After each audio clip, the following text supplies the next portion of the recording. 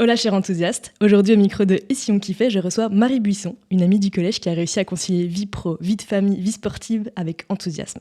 Son parcours et sa capacité à jouer sur tous les tableaux m'inspirent beaucoup et j'espère qu'il pourra aussi t'inspirer. Bienvenue Marie, et histoire que nos auditeuristes apprennent à mieux te connaître, j'aimerais tout d'abord te demander, qui es-tu ?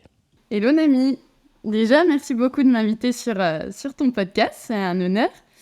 Donc Marie, j'ai 32 ans, je suis originaire de Belfort, nord-est de la France, et je suis maman d'une petite choupette qui a 3 ans et demi, donc Maëlia. Je vis actuellement à Annecy depuis maintenant 8 ans, 9 ans. Et donc moi je suis passionnée de sport, je suis passionnée de relations humaines. Et côté pro, donc je suis consultante en recrutement, c'est-à-dire que j'aide des entreprises à trouver leur talent de demain. Je suis plutôt spécialisée sur les profils middle top management, avec un focus depuis 3 ans plutôt sur les profils en finance comptabilité, puisque j'étais ancienne auditrice financière. Ok, t'as été auditrice combien de temps toi ? Je me rappelle plus.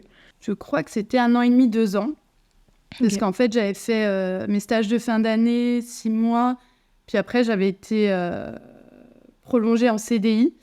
Et puis, je me suis rendu compte, en fait, que ça correspondait peut-être pas forcément à ce qui m'animait réellement. La différence qu'il y avait entre la description de poste et puis la réalité. En tout cas, il me manquait ce côté humain, etc. Donc, j'ai décidé de switcher 1 an et demi après. Du coup, là, toi, tu as fait des choix de vie pro et perso qui font qu'aujourd'hui, tu sembles alignée. Et est-ce que tu pourrais nous dire, c'est quoi pour toi une vie kiffante ?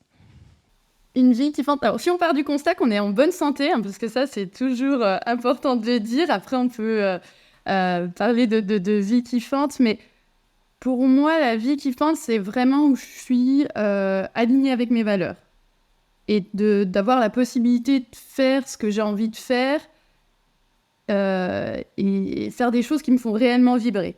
Il y a des fois où tu te sens complètement à l'endroit où tu dois être, où tu te dis, mais en fait, c'est une évidence d'être là. Et pour moi, c'est d'être dans ces moments-là qui est une vie kiffante pour moi. Ok. Et est-ce que, du coup, là, actuellement, tu kiffes 100% ta vie ? Est-ce que dans tous les domaines de ta vie, est-ce qu'il y a des choses que tu veux modifier ? Enfin, globalement, je kiffe, oui, très clairement ma vie, mais je pourrais pas dire que je kiffe à tout moment, dans tous les domaines. En fait, c'est pour moi hyper compliqué d'être complètement présent et épanoui dans tous les domaines et en même temps. Parce que déjà, on a un temps qui est limité. Et je pense, où je me dis que je kiffe, c'est quand je suis en phase avec mes focus de vie. Il y a des fois où, par exemple, avant d'être maman, ce qui me faisait très clairement kiffer, c'était de faire énormément de sport. Donc, je m'inscrivais à pas mal de courses. L'objectif, c'était de m'entraîner. Je prenais énormément de plaisir à partager ça. Donc, j'avais un gros focus santé, sport, etc. Et peut-être un peu plus en retrait, le côté famille. Et là, j'étais en kiff extrême, hein. Et là, aujourd'hui, c'est plus trop ça. Quand je suis devenue maman, mes focus, ils ont complètement... alors, pas complètement, parce qu'on reste, je pense, notre nature reste là. Mais je pense qu'il faut vraiment être aligné avec les focus qu'on a sur un temps donné. J'avais aimé quelque chose, j'avais fait ça en formation avec une coach sur Lausanne qui nous coachait sur la partie managériale. Et en fait, elle nous avait donné une carafe d'eau et elle nous avait dit répartis en fait comment vous répartissez votre temps et on devait en fait verser cette carafe d'eau dans 4 contenants, récipients qui correspondaient à nos 4 piliers de vie. Alors les 4 piliers de vie, c'était donc le premier c'était famille, relations sociales. Le second c'était travail, rémunération. Le 4e, c'était santé, sport. Et puis le dernier, c'était Soul and Culture. C'était culture et tout le développement. Et donc, je trouvais que c'était assez intéressant parce que le premier constat, tu vois que tu as vraiment un temps limité que tu dois répartir. Et le deuxième constat, c'est de se dire, OK, en fait, dans quoi j'ai envie de consacrer du temps et qu'est-ce qui m'énergise en tout cas. Et donc il y avait des fois un gap et c'était un petit exercice hyper simple, enfin, c'était hyper basique. Et là, ça te permet vraiment de redescendre, te dire, OK, donc qu'est-ce qui est vraiment important pour moi et est-ce que j'alloue où est-ce que j'alloue mon temps et est-ce que je l'alloue de façon en phase avec ce que j'ai envie réellement. Donc ça, c'était un petit exercice qui m'avait bien parlé. Quel est ton focus on va dire primordial en ce moment? Est-ce que du coup tu as arbitré de sorte qu'un des 4 piliers est beaucoup plus rempli en ce moment? Oui.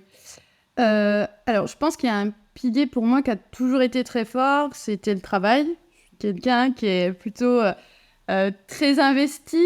Je suis un peu perfectionniste sur les bords. Donc voilà, j'aime le travail bien fait. Puis je pense avoir une grosse force de travail. Donc ça a toujours pris une place assez importante. Néanmoins, voilà, quand j'ai accouché, ça a complètement redistribué les cartes. Dans le sens où... voilà, j'avais pas envie de faire un enfant pour ne pas le voir. Et je suis quelqu'un qui me nourrit aussi de ses relations. Donc, ce côté ambitieuse, je l'ai toujours, mais c'est un peu différent. J'ai besoin d'un intérêt intellectuel au travail. Donc, ça, c'est mon ambition. Mais voilà, maintenant, c'est vraiment... mon focus, c'est plutôt voilà, ma famille... mais avoir toujours ce travail qui va me nourrir quand même, donc ça reste marqué chez moi, mais beaucoup plus en retrait qu'avant d'être maman. Ce qui semble, j'allais dire logique, mais en fait non, ça dépend tu vois, ça dépend de tes valeurs, ça dépend de tes ambitions, de tes envies. J'imagine qu'il y a des femmes qui deviennent mères et puis qui mettent pas toute la carafe dans la famille pour autant, tu vois, et qui restent dans le travail. Et ok. Moi, je suis pas mal de leaders qui sont des femmes et au final, elles restent avec une ambition très forte ou elles ont des filles au père et elles sont complètement OK. Et en fait, il y a pas de jugement là-dessus. En fait, il faut vraiment se dire qu'est-ce qui nous correspond et pas trop culpabiliser. Ça, c'est ce qui est le plus dur, de se dire je suis OK avec ça et en fait, c'est moi. Donc, pas rentrer dans les standards, pas vouloir rentrer dans les standards et plutôt se dire comment on est épanoui, parce qu'après, on sera beaucoup mieux avec nos enfants et ça sera même plus qualitatif. Donc, clairement. Et est-ce qu'il y a eu un moment clé ou des moments clés dans ta vie qui t'ont aidé à kiffer ou bien où tu as réalisé que tu kiffais? Alors, moi, je pense que déjà, il y a ma nature qui fait que je suis plutôt toujours très, très positive. Donc, ça me permet de kiffer plutôt souvent parce que je vois toujours le positif. Je suis tout le temps orientée solution. C'est ce que je dis aussi dans mon management. Je dis, mais il n'y a pas de souci, la porte est toujours ouverte. C'est pas trop la porte parce qu'on est en open space, mais en gros, tu peux toujours venir me voir, mais on pense solution. Enfin, voilà. Donc, on voit toujours le positif. Et ça, je pense que c'est déjà un mindset qui permet... Parce qu'on a tous des galères, hein, on va pas se le cacher. Il y a des moments où on est un peu plus dans le down. Et c'est OK, c'est OK. Il faut juste, des fois, changer sa vision et puis parfois resituer un peu l'église au centre du village. Moi, il y a des personnes qui sont un peu mes mentors. Par exemple, c'était mes grands-parents qui avaient quitté la Seconde Guerre mondiale, qui ont vécu dans une extrême pauvreté et en fait, qui avaient tout pour peut-être se plaindre en tout cas, et ils trouvaient toujours le côté positif. Donc ça a déjà été mon moteur, et je pense que je suis déjà imprégnée en tout cas de ça. La deuxième chose par rapport à ma perso, puis après je répondrai très clairement à ta question, mais je pense que j'ai un défaut de ma qualité, c'est-à-dire que le fait que je n'aime pas la fin des choses, je suis tout le temps nostalgique quand je suis à la fin d'un bon week-end, la fin de mes vacances, etc. Voilà, j'aime pas la fin des choses, donc en fait, je kiffe toujours au maximum en me disant, faut que je vive à fond ce moment comme si c'était le dernier. Donc je pense que déjà, ça, c'est aussi une chose en plus qui va me permettre d'être un peu plus à profiter des choses. Et après, il y a deux éléments, je pense, qui ont clairement marqué... Ouais, ces événements-là, ils ont plus donné une dimension un peu différente à ma vie. Le premier, c'était à mes 18 ans, quand j'ai quitté le nid familial et je me suis retrouvée donc à Lyon toute seule dans mon appartement. Pourquoi ? Parce que moi, à ce moment-là, mes parents étaient en pleine période de divorce, donc c'était hyper conflictuel. On était sur 3 ans de procédure de divorce. Et en fait, là, j'avais l'impression, parfois, même si j'étais dans l'action, etc., de subir un petit peu une vie qui n'était pas la mienne. Et en fait,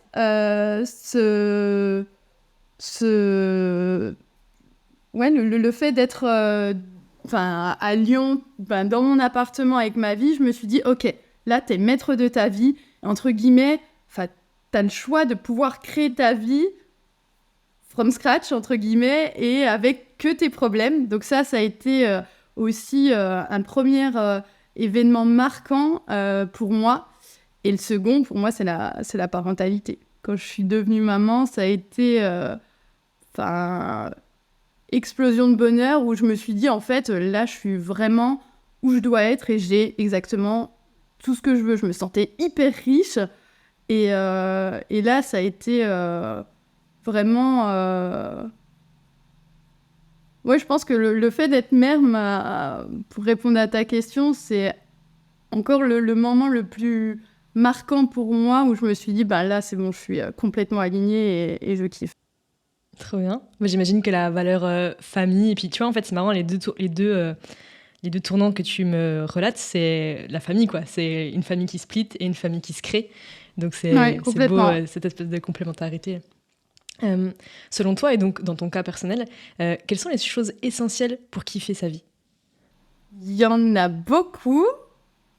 Qu'est-ce que je pourrais te dire ?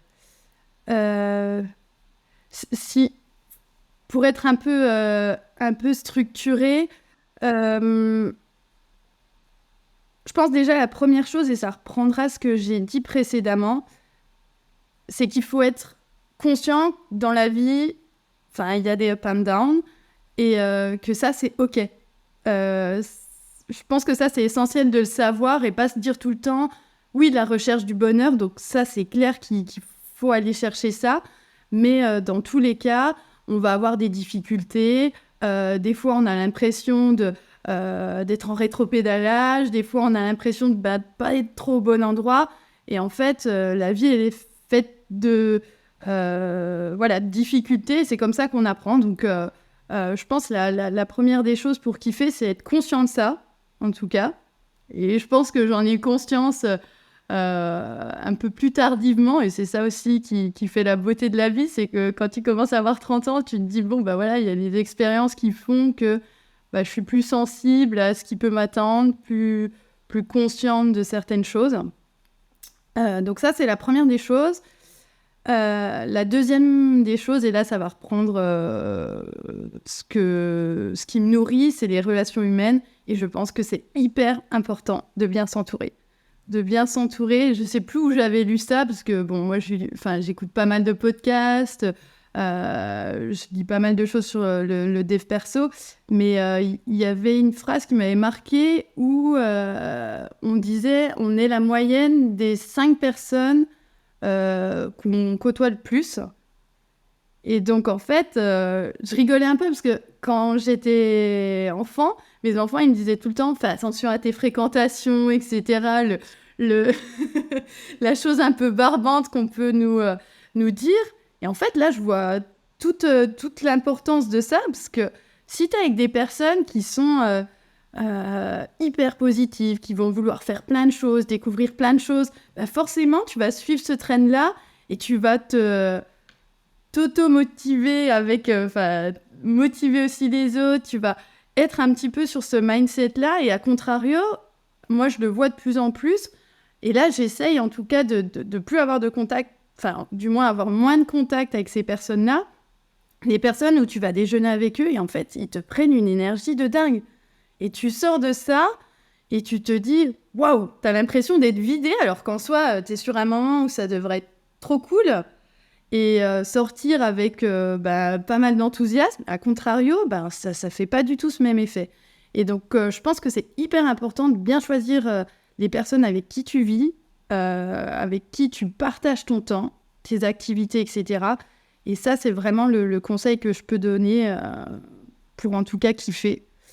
Et ça va sans dire, mais d'être dans des environnements qui te correspondent. Moi, je sais que j'ai des valeurs qui sont très fortes et c'est important que je sois alignée avec mes valeurs. Donc, si j'évolue dans des environnements où j'ai l'impression qu'on n'est pas du tout... où il n'y a pas de respect, où il n'y a pas... Là, j'exagère, hein, c'est un peu caricaturé. Mais oui, ou si on n'est pas sur de la transparence, si, en fait, là, ça ne va pas être kiffant. Ça ne va pas être kiffant parce que tu n'es pas aligné et tu n'es pas au bon endroit. Donc, je dirais plutôt ces 3 choses. Et puis, voilà, c'est plutôt le prisme de la vision qu'on peut avoir du monde, te dire, on est responsable de notre vie. Donc, on se donne les moyens aussi de ses ambitions, de se donner une belle vie. On a les cartes en main, donc go. C'est très important, je trouve, ce dont tu parlais sur les valeurs et se connaître soi-même. Comment, toi, tu as trouvé tes valeurs? Est-ce que tu as fait ça seule? Est-ce que tu t'es fait accompagner par quelqu'un? Alors, généralement, c'est vrai que je travaille beaucoup seule. Alors, seule, mais plutôt avec les personnes qui m'entourent. C'est-à-dire que avec mes amis, etc., on va beaucoup parler de ça, de valeurs. Mais c'est plutôt après de faire un peu prendre un step back et se dire ok, ça m'a pas ça m'a pas plu, j'étais pas en phase, pourquoi? Et après j'analyse beaucoup. Avant je fonçais trop.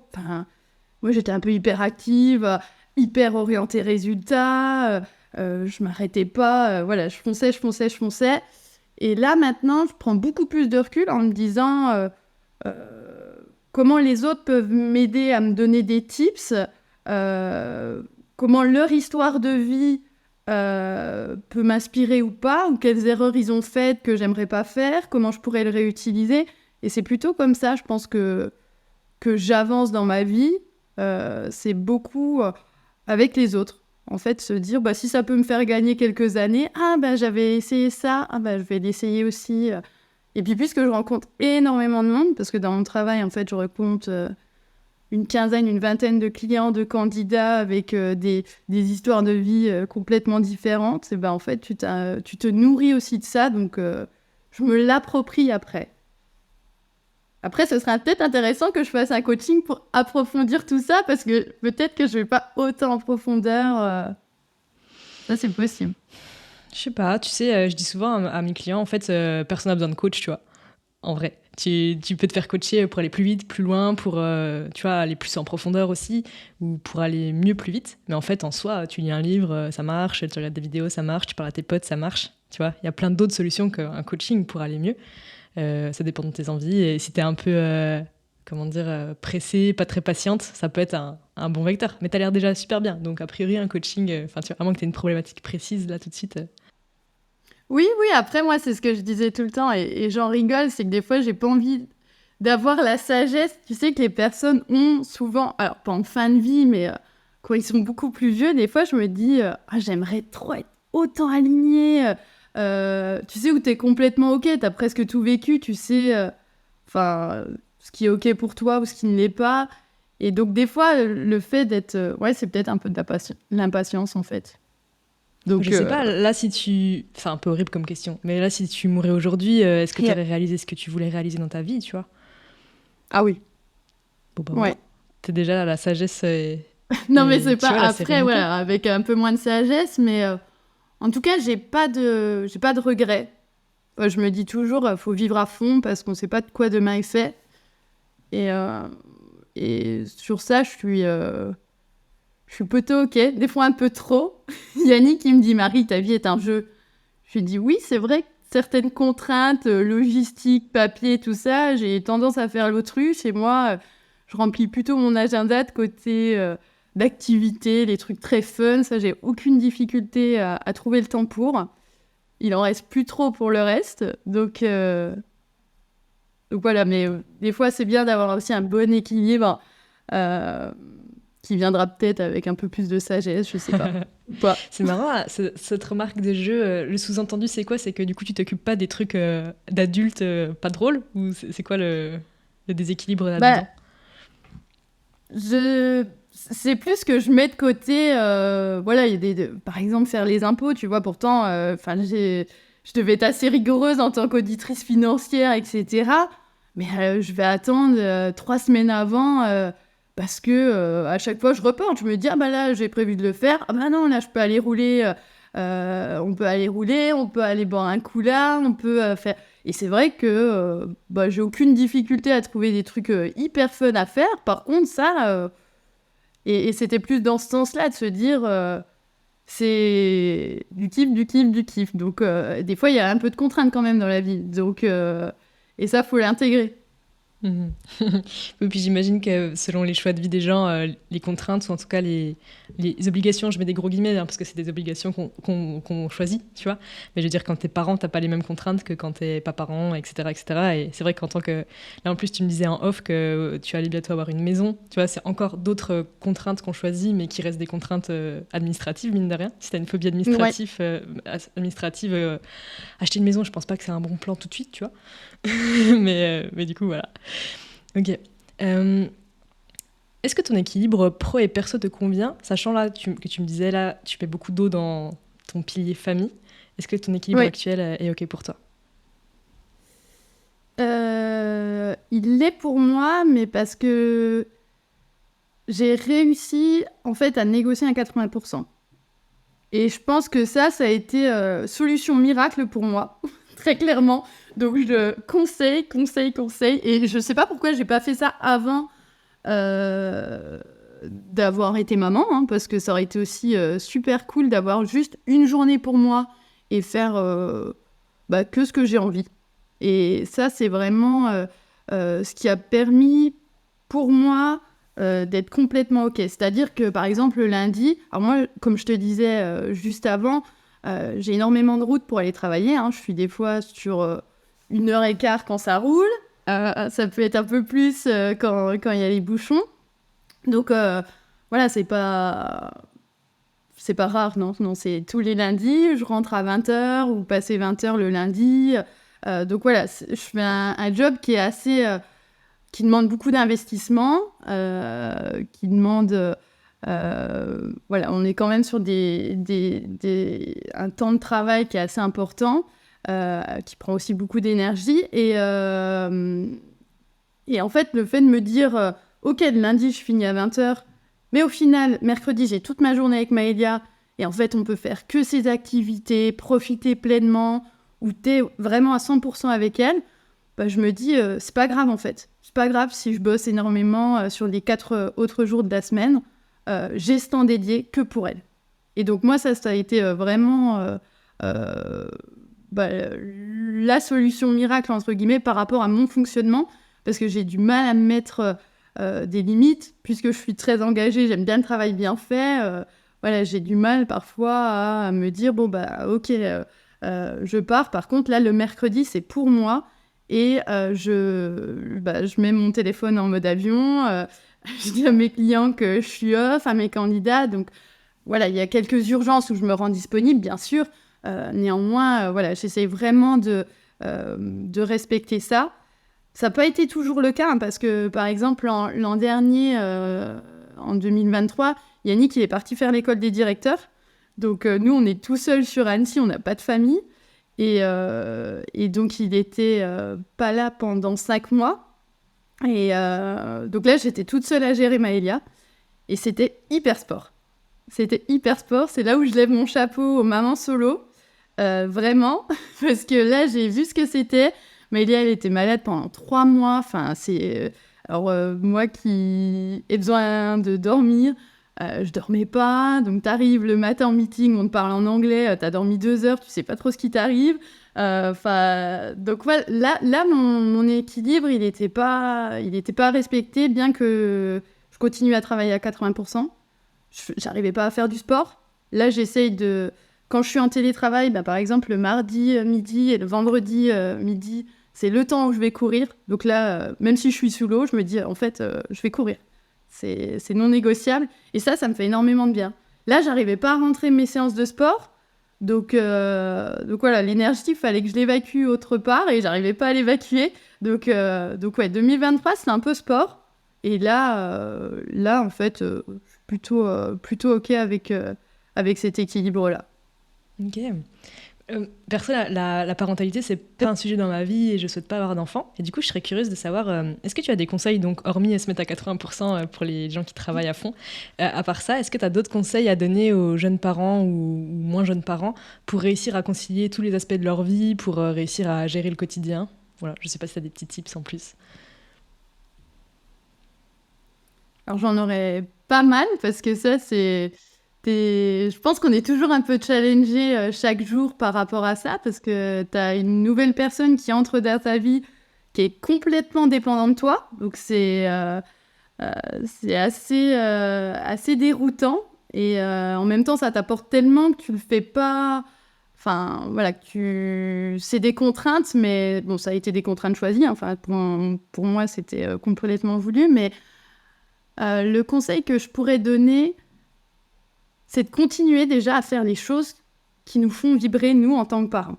Parce que moi, j'avais plein de connaissances, nos cousins, qui nous disaient « Tu verras quand tu vas être parent, mais tu peux plus rien faire, ta vie va complètement changer. » Bon, alors moi, je me disais « Bon, ok, alors je vais attendre de vivre la chose pour faire cette même conclusion, mais je pense pas. Nous, on est plutôt très actifs, à aimer partir un peu partout en week-end. On fait beaucoup, beaucoup de choses. Et quand Maëlia elle est arrivée, alors oui, tu ralentis et tu te calques à son rythme, mais c'est pas pour autant qu'on a arrêté de faire nos week-ends, Et donc, en fait, on n'était pas frustrés. Et je pense que ça, c'est hyper important de se dire, en fait, ton enfant, il ressent quand t'es bien ou pas. Et si t'es OK avec les choses, donc on fait les choses différemment, c'est clair. Ça demande plus de logistique, plus d'organisation, c'est clair. Mais on a toujours continué à faire pas mal de choses. Par exemple, moi, j'ai toujours aimé faire du sport. Donc, on lui avait acheté la culée qu'on avait mis derrière le vélo. Et quand t'es petit, à quelques semaines, tu peux mettre un sorte de hamac. Comme ça, c'est plus amorti. Et à 3 semaines, j'avais accouché il y a 3 semaines, et on allait rouler avec Yannick. Alors, tu vas pas faire du VTT comme tu faisais avant, mais on allait rouler, on va courir avec elle dans la poussette. Moi, je faisais mon yoga avec la petite. Donc, en fait, ce conseil, c'est vraiment de se dire, incluez-la dans votre vie, là ou lui, hein, mais et soyez pas frustrés, en fait. Ils le ressentent, les enfants, et puis ils adorent. Le but, c'est qu'il y ait de l'amour, qu'il soit avec nous, et à partir du moment où on le fait un peu différemment. Et je pense que c'est ça vraiment qui est, pour moi, important. Parce que sinon, je pense que j'aurais pu être, en effet, très frustrée si je m'étais dit voilà, t'as un enfant, toute ta vie change, tu fais plus que de changer les couches. Et, enfin, voilà, je caricature, mais là, ça aurait été un peu anxiogène pour moi, oui. Et t'avais eu combien de temps d'arrêt de congé maternité, toi, en l'occurrence? J'avais eu... Alors, moi, elle est arrivée pré-ma Maëlia. Donc, l'avantage, entre guillemets, c'est que j'ai eu 1 mois supplémentaire. Mais en tout, j'ai eu 4 mois. J'avais 2 mois et demi, il me restait des vacances. Et puis, puisqu'elle arrivait 1 mois avant. Mais pour moi, c'était nécessaire. Les personnes qui reprennent... Je sais plus en France combien c'est. C'est 2 mois et demi, je crois. Je crois, ouais.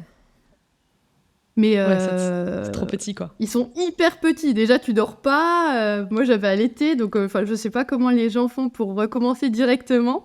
Des fois, on n'a pas forcément le choix, mais moi, j'avais pris 4 mois. Et par contre, 4 mois, là, j'étais à fond avec elle. Je faisais que ça. Ok. Est-ce que tu aurais d'autres conseils pour les jeunes parents ou d'autres conseils peut-être pour des gens qui voudraient kiffer en général, si c'est pas destiné aux parents? Le dernier tip sur la parentalité, puis après on fermera la grosse parenthèse, c'est de ne pas se culpabiliser. Ça, je l'ai un peu dit à demi-mot avant, mais pas de se culpabiliser. Et des fois, même moi, je culpabilise parce que je me le dis dans la tête, il faut pas, mais tu as toujours envie de faire plus. avec tes enfants, et des fois, t'as pas le temps, ou des fois, c'est pas le bon moment, mais de se dire, on est OK avec ça. En fait, il n'y a pas de pression à avoir, de se dire, il faut faire énormément d'activités. Enfin, on est quand même dans une société où on fait énormément de choses. Et moi, j'ai l'exemple, j'ai des amis, en fait, ils restent tout le temps avec leurs enfants, mais c'est pas qualitatif. Et moi, je me culpabilise pas. Là, j'ai fait un week-end de 3 jours au Maroc avec mes copines. Donc, c'est clair, je vois pas Maëlia. Bon, elle est avec son papa, où on a la chance d'avoir les grands-parents qui viennent parfois nous aider. Mais après, quand je suis avec elle, je suis pleinement avec elle. Et je pense qu'il faut se déculpabiliser de ça, de se dire, c'est pas parce que, à un moment, on n'est pas tout le temps avec nos enfants, c'est OK. C'est OK.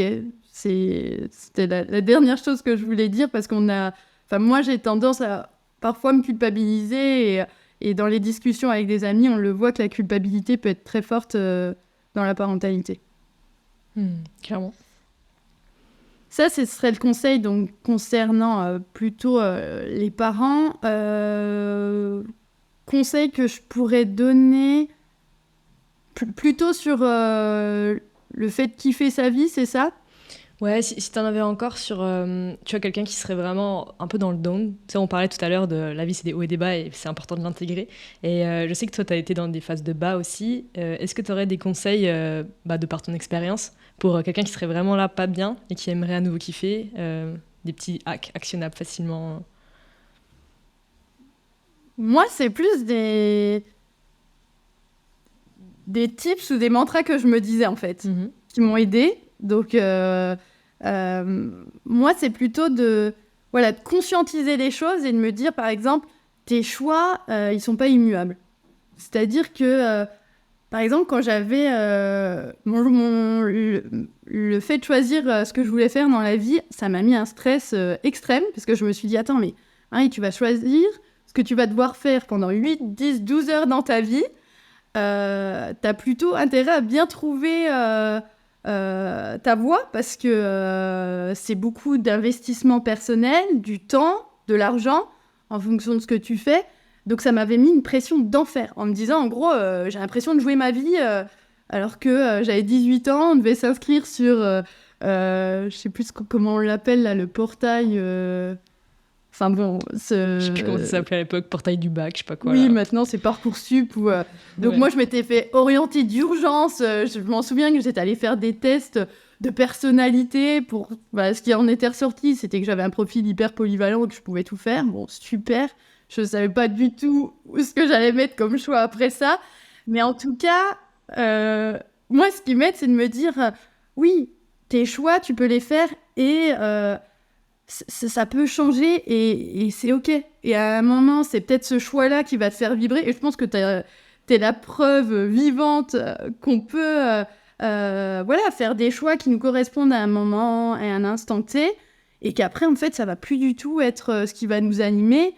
Et c'est bien aussi, on va pouvoir capitaliser sur ces forces-là, et ça va t'apporter d'autres cordes à ton arc. Et donc, ce mantra-là, de me dire, OK, mes choix... tout peut changer, et c'est OK.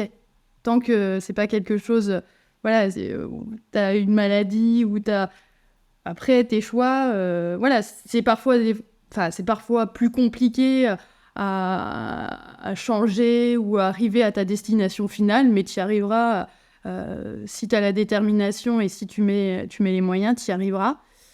Et puis, qu'on a le droit de se tromper. Ça, je l'avais ressenti de façon très très forte lorsque j'avais fait mon stage à Miami. Il y avait beaucoup de personnes qui avaient monté leur start-up, qui les avaient plantées 1 fois, 2 fois, 3 fois. Ils en parlaient complètement ouvertement, et en fait, ils parlaient plus de ce côté apprentissage. Là, j'ai appris que il faut plutôt que je sois au clair sur telle stratégie avant de lancer ça.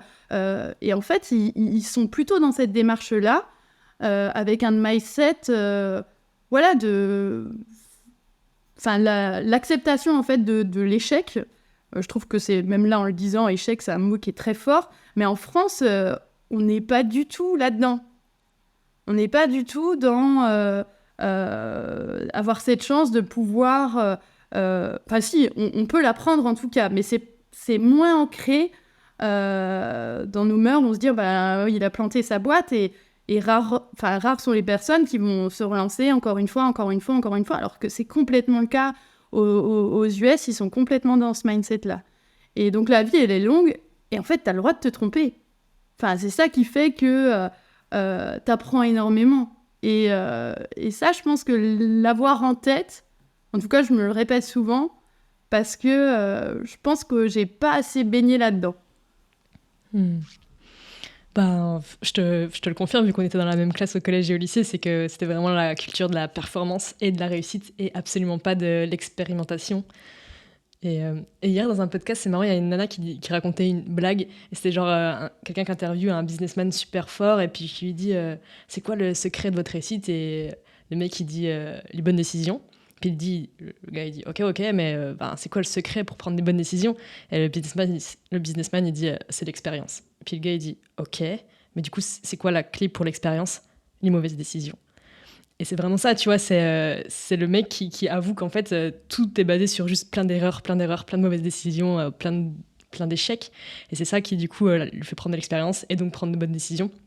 Et je pense que, comme tu dis, la culture US, ben, pour le coup, je sais pas si les nouveaux écoliers, là, en ce moment, qui sont collégiens, sont un peu plus là-dedans, j'espère. Mais honnêtement, j'y crois pas trop. Voilà. Tu me diras comment va Maëlia à l'école. Mais bon, elle est un peu petite encore. Oui. Puis après, oui, elle est dans un petit cercle familial optimiste et enfin voilà, c'est toi qui l'éduques, donc forcément, même si à l'école c'est un peu down, toi tu vas lui donner les clés, j'imagine. Je vais essayer, ça va être tout mon challenge de pouvoir lui donner en tout cas les meilleures clés et le fait de travailler sur ses forces. Par exemple, moi ça me faisait halluciner, mais moi j'ai été la première là-dedans. J'arrivais pas en maths, je pense que c'était pas mon voilà le côté où j'étais le plus fort, la plus forte, et en fait je travaillais mes cours de maths pour être encore meilleure. Alors je pense que c'est bien de travailler sur ses faiblesses, mais la problématique c'est que actuellement j'ai l'impression qu'on essaye toujours de travailler sur nos faiblesses. En fait, travaillons sur nos forces, on sera encore meilleur. Et en fait je trouve qu'on arrive dans une société où on a des gens plutôt moyens ou bons, et on fait voilà, qui ont choisi leur voie et qui travaillent sur des domaines où ils sont plutôt bons, c'est ok. Et on va travailler même dans nos entretiens annuels, hein, enfin voilà, on va essayer de travailler sur les points où on est un peu plus en retrait, où on a un peu plus de difficultés. Alors que moi, dans mon management, je me dis, mais attends, mon collaborateur, il est trop bon en sales, c'est un hyper bon communicant, mais il faut tout miser là-dessus. Parce qu'en fait, il va être encore meilleur, et naturellement, en fait, tu le fais naturellement, donc tu es naturellement bon, donc ça ne te prend pas d'énergie, ou peu d'énergie, et en plus, tu kiffes quand tu le fais. Donc moi, je reste persuadée que pour trouver un petit peu ta voie, et là, je reprends le côté professionnel, c'est de se dire, mais capitalisons là-dessus. On se connaît nous-mêmes, on connaît nos forces, nos faiblesses, et après, focusons sur les forces, vraiment.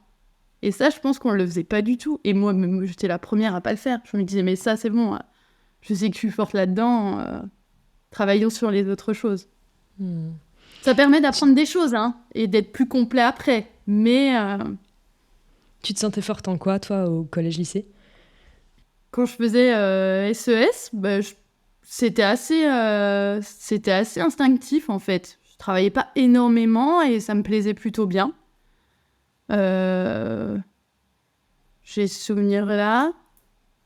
Après, j'ai choisi S, ça, je sais pas pourquoi. Grand mystère. C'était peut-être le fait de se dire que ça ouvrait le plus de portes, tu vois, d'être directement un petit peu dans cette...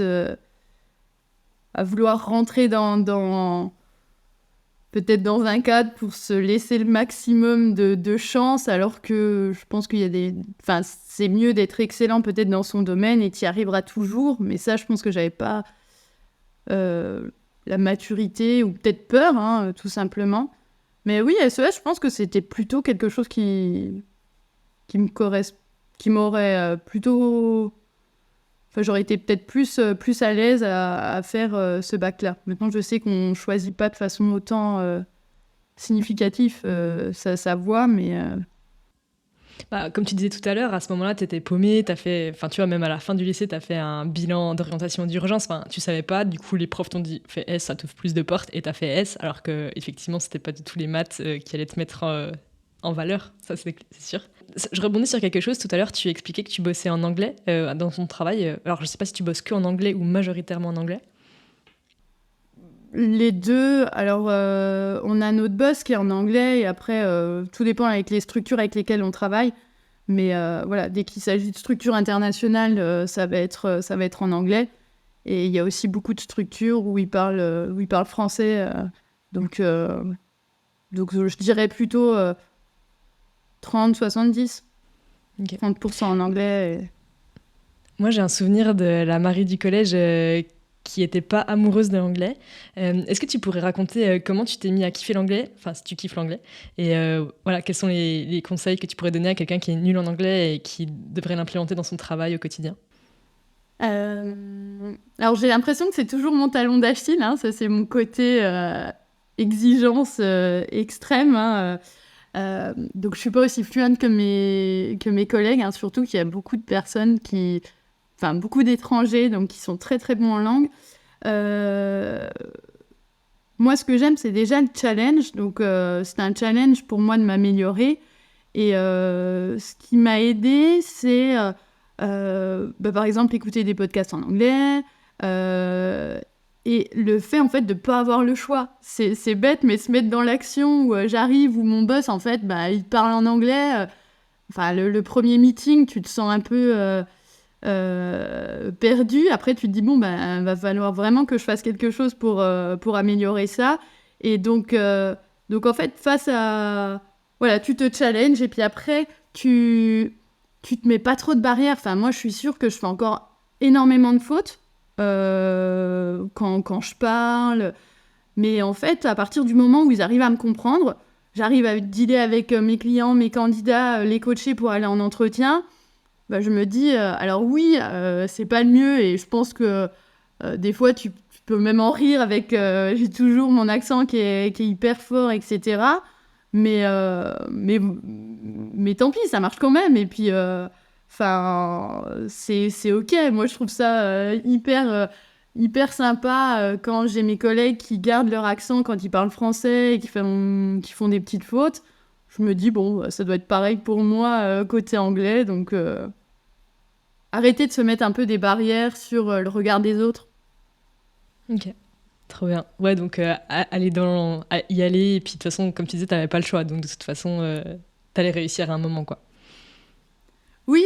Après, c'est vrai que si tu me dis demain, il parle aussi très bien français, mon client parle très bien français, forcément, je me sens beaucoup plus pertinente en français, donc je vais utiliser le français. C'est vrai que quand t'as le choix...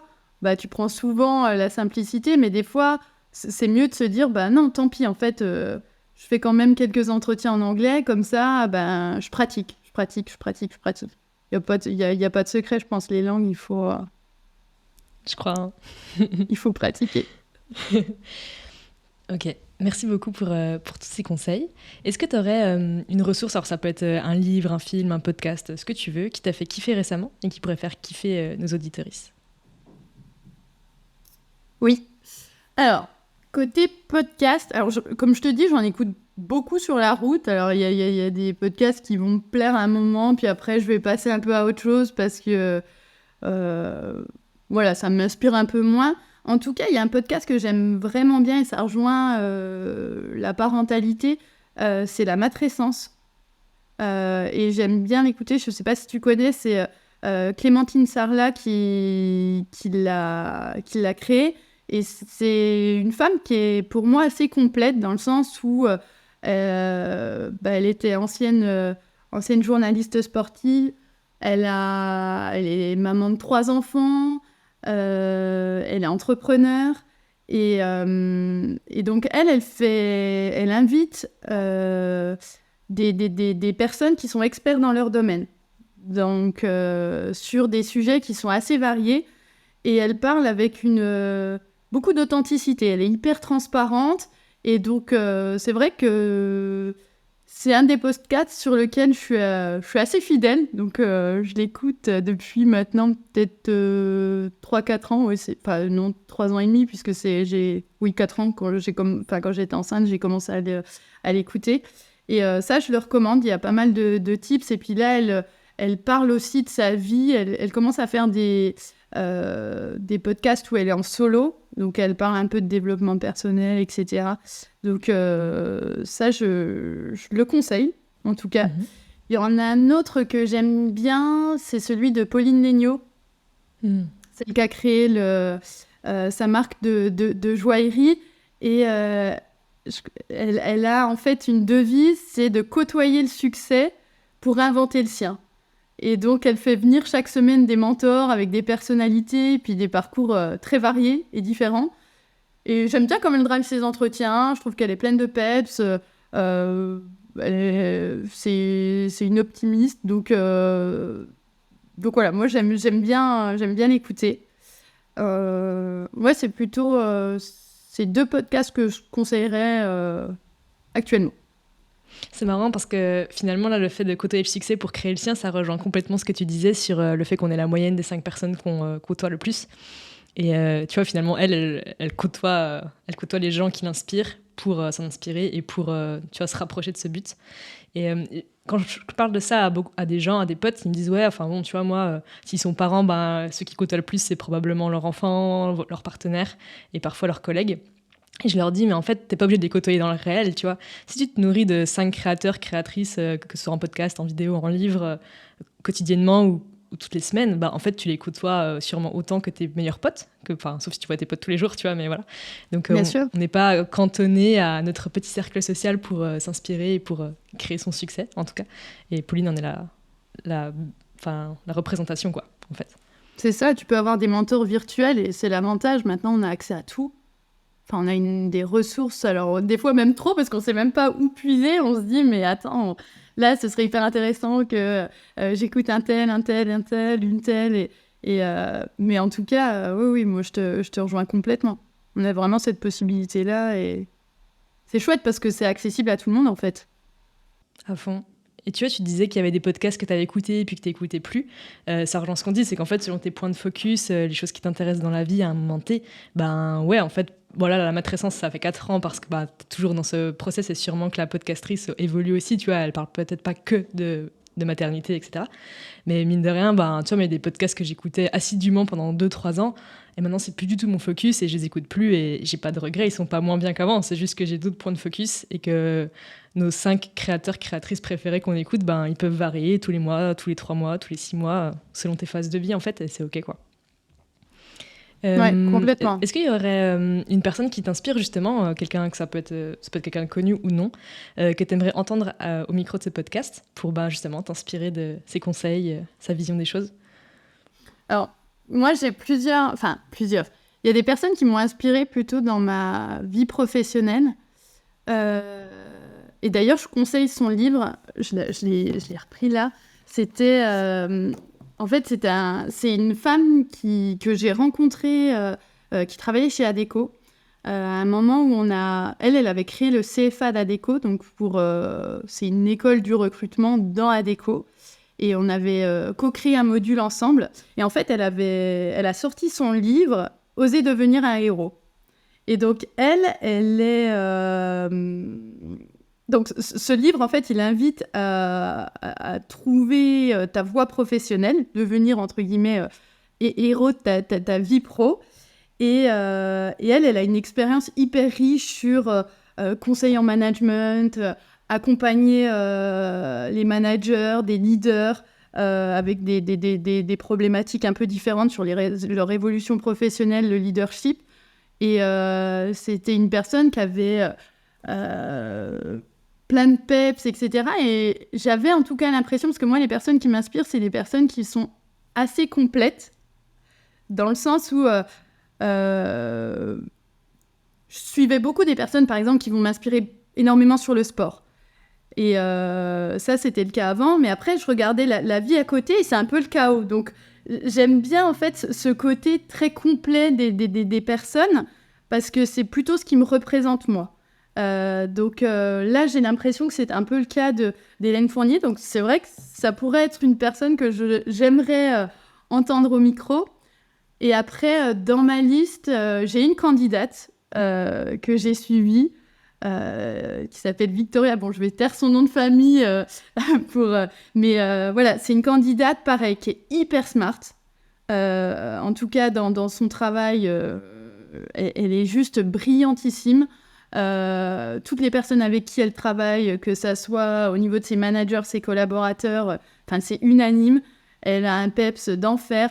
Et très clairement, il y a des personnalités comme ça où je me dis... Alors, c'est pas des personnes connues, mais en tout cas, c'est clairement des personnes que je verrais bien sur ton podcast. Où là, j'ai en tête aussi une DRH qui est orientée humain de façon très, très forte, qui a une vision stratégique qui est juste exceptionnelle, qui est maman à côté, qui a une vision aussi de la parentalité qui est hyper inspirant. Elle s'appelle Emmanuelle. Donc voilà, par exemple, ces 3 femmes sont des personnes qui m'inspirent et puis je pourrais volontiers te mettre en relation si voilà, ça peut être intéressant pour toi, pour elle, volontiers. Avec plaisir. Et Emmanuelle Fournier, tu la connais personnellement du coup ou... Hélène Fournier Hélène Fournier, oui, excuse-moi, Hélène Fournier. Alors oui, enfin, je l'ai connue maintenant, ça fait 4 ans ou 5 ans, donc on ne s'est pas revus, mais oui, on se connaît, et puis elle avait pu... c'était elle qui drivait en fait la formation, enfin la création du CFA d'Adecco, et puis on avait travaillé ensemble, donc...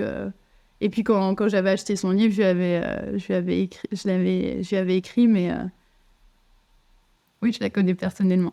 Les 3 Okay. personnes. Parce que sinon, je trouve que c'est compliqué de me dire... Ça peut nous inspirer, mais je trouve que l'image qu'on peut avoir des personnes quand on les connaît...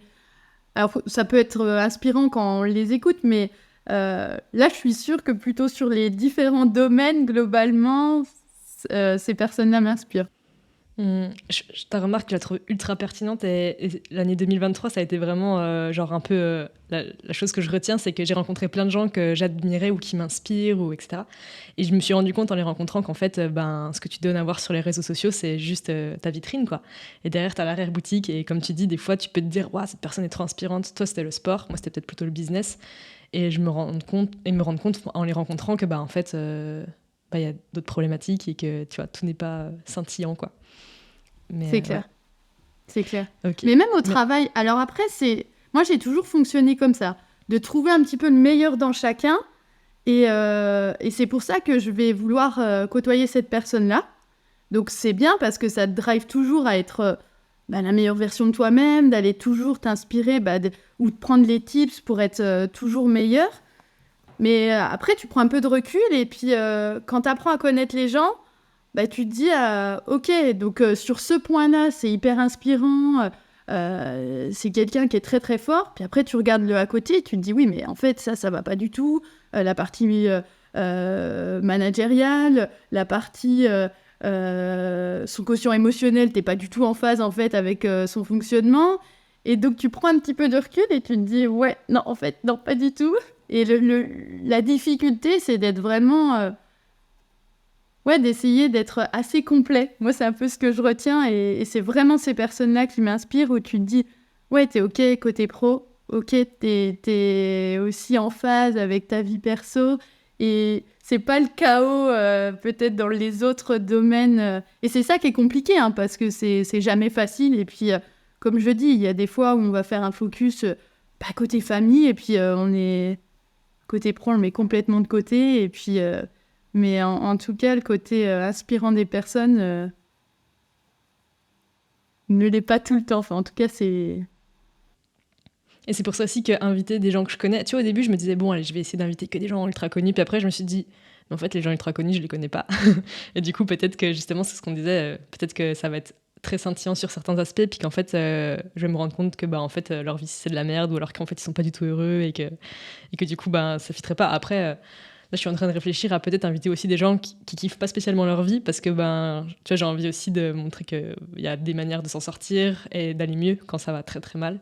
Et je pense que ce sera le projet d'une future saison. Ouais, c'est un petit peu la norme de rester sur cette vitrine sur ces personnes qui nous inspirent, ces mentors hyper connus. Et moi, je te rejoins complètement. Enfin, moi, les personnes qui m'inspirent le plus, c'est ma candidate que j'ai rencontrée autour d'un café. Et là, je me suis dit, waouh, mais j'ai tellement appris. Tellement appris. Ou à contrario, quelqu'un qui est dans une période hyper down, et puis tu te dis, waouh, mais ils ont utilisé des outils que j'aurais pas pensé, auxquels j'aurais jamais fait. Peut-être, j'aurais pas du tout pensé que c'est cet outil qui va aider, donc je te rejoins complètement. Je vais essayer de résumer un peu les gros piliers que tu nous as donnés et les conseils, et après tu pourras compléter parce que je vais forcément oublier des choses. Du coup, tu nous as parlé d'être aligné, et pour ça, se connaître ses valeurs, ses besoins, ses envies. Tu nous as parlé de bien s'entourer, de faire attention à qui on choisit dans son cadre perso, mais aussi pro. Au niveau de la parentalité, du coup, c'était ne pas se culpabiliser et... Attends, c'était quoi d'autre ? Tac. Ah oui, ne pas se laisser de côté, quoi, ne pas arrêter de faire ce qu'on aime. Et je pense que j'ai oublié plein de choses. Est-ce qu'il y a d'autres gros piliers du kiff ? C'était un peu ça, le fait d'être rester sur ce qu'on aime profondément pour le véhiculer, et puis toujours dans le fait de pas vouloir être frustré, bien s'entourer, être dans un environnement où t'es en phase avec tes valeurs, et puis après être conscient que la vie est cyclique, et ajuster aussi ton prisme, enfin les lunettes à travers lesquelles tu vois la vie. J'ai un petit exemple d'une fille avec qui, c'est une grande amie à moi, avec qui j'ai vécu. Et en fait, Marine, elle a une vision où, tu sais, c'est le genre de fille où tout lui réussit, où tu as l'impression que sa vie, elle est hyper facile, où tout est hyper smooth, tous ses choix découlent vraiment de façon hyper fluide. Par exemple, le genre de fille qui avait perdu sa bague et qui la retrouve sur une petite pierre au fond de la mer parce qu'elle brillait, tu vois. Je caricature, mais c'est un peu ça. Donc, et en fait, je me dis, mais moi, je l'ai étudié beaucoup parce qu'on vivait ensemble, et je me dis, mais comment ça se fait qu'en fait, tout est simple ? Et c'était la vision qu'elle avait de la vie. Par exemple, elle s'était fait cambrioler, et même quand elle nous racontait après, donc tu pourrais te sentir violée dans ton intimité, etc., elle nous disait, bon, à la fin, on a eu les assurances, ça a super bien marché, enfin, limite, elle a pu avoir des choses un peu différentes que ce qu'elle voulait avec l'assurance. Elle me dit, ah, mais je pense que c'est des jeunes parce qu'ils ont même volé nos Kinder Bueno. Enfin, tu vois, donc c'en était même drôle, alors qu'en soi, ça aurait pu être une expérience de vie qui n'est pas du tout agréable. Et en fait, là, je me suis dit, mais fais un pas en arrière, mais en fait, c'est juste sa vision de la vie qui est tellement positive que tout paraît facile. Et donc ça, c'est ce que je conseille peut-être aux personnes, c'est de se dire, voilà, changeons un peu nos lunettes et la façon qu'on a de voir la vie, parce qu'on a très clairement un rôle à jouer dans notre analyse des événements qui sont durs, etc. Alors, pas quand il s'agit de choses tragiques, hein, la maladie, d'être face à la mort, etc. Ça, c'est autre chose. Mais en tout cas, changer un peu son prisme et de prendre la hauteur, je pense que ça change complètement la donne. Trop cool. Merci pour ce conseil précieux. Marie, ça fait déjà 1 heure qu'on papote. Le temps passe trop vite. Où est-ce qu'on peut te retrouver ? Où est-ce que les auditoristes peuvent t'écrire s'ils ont des questions ? LinkedIn. Ouais. Ça, c'est sûr que je suis hyper connectée sur LinkedIn. Donc, okay. Volontiers pour qu'ils me retrouvent sur LinkedIn. Sur Insta, non, je ne suis pas en profil public, donc ça sera plus compliqué. Non, sur LinkedIn. Ok, Marie Buisson, je mettrai tout en description. Et est-ce que tu aurais un mot de la fin ? Mets-toi en mouvement. Alors, ça a deux... Je pense à 2 choses quand je te dis ça. Le fait de bouger, l'importance que ça apporte. Alors, je te dis pas de faire un triathlon, d'aller courir 20 bornes, mais plutôt de commencer même doucement, d'aller marcher. Quand tu te déplaces, tu prends ton vélo, parce que ça fait un bien fou, ça crée de l'endorphine, et puis en fait, on commence à rentrer dans un cercle virtueux. Et je trouve que ça booste à mort. Donc déjà de se mettre en mouvement, de bouger de façon au niveau corporel, ça ce serait vraiment le premier conseil que je pourrais donner. Et dans se mettre en mouvement, c'est vraiment, j'entends aussi par se mettre en mouvement, être dans l'action. Parce qu'en fait, quand t'es pas dans l'action, tu rumines, t'as des doutes, t'as des peurs, et en fait, généralement, où tes doutes sont souvent levés quand t'es dans l'action. Donc fonce, lance-toi en fait. Le plus dur, c'est de commencer, et puis il y a toujours ces techniques, là, la technique des petits pas. Commence tout doucement, mais t'as commencé, t'es fier, t'as une petite satisfaction, et après tu refais un autre petit pas. Donc être dans l'action, et puis être maître de ta vie. Ça sera vraiment ça le mot de la fin. Merci beaucoup Marie. Je te dis à très vite et prends soin de toi. Merci Nadège, à bientôt. Et voilà, cher enthousiaste, j'espère que cet épisode t'a plu. Perso, ça a été une régalade. Et si t'en veux plus d'ici mardi prochain, tous mes outils et auto-coaching sont dispo dans ma newsletter Les Enthousiastes. Le lien est dans la description. Et si tu veux des invités toujours plus charmés, tu peux noter ce podcast sur Apple Podcast et Spotify et le partager à tes proches au fond du seau qui aimeraient s'injecter du kiff en intraveineuse. Merci infiniment pour ton écoute et la force que tu donnes à ce projet. Et surtout, je te souhaite de tout mon cœur de kiffer chaque seconde de ta vie.